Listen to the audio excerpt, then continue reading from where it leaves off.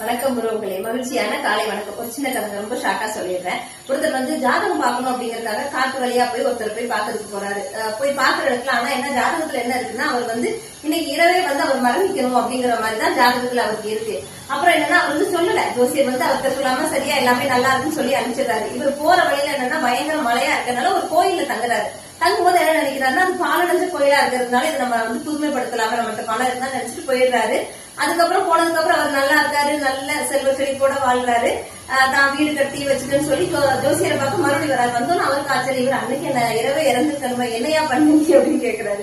கேட்கறது நல்லது பண்ணியா அப்படி இல்லையா, நான் போற வழியில ஒரு கோயில் இருந்தது, அதை புதுப்பிச்சா நல்லா இருக்கும், பணம் இருந்தா அப்படின்னு நினைச்சையா அப்படின்னு சொல்லி. இதுல இருந்து நம்ம என்ன தெரிஞ்சுக்கணும்னாங்க, நல்லதை நினைச்சதுக்கே அவருடைய மரணமே தள்ளி போயிருக்கு. இப்ப நம்ம நல்லது செஞ்சா நல்லா தெரிஞ்சுக்கணுங்க, நம்ம யாருக்கும் நல்லது செய்யணுமோ இல்லையே கெடுதல் செய்யக்கூடாது. என்னைக்குமே நல்லதே நினைப்போம், நல்லதே நடக்கும்.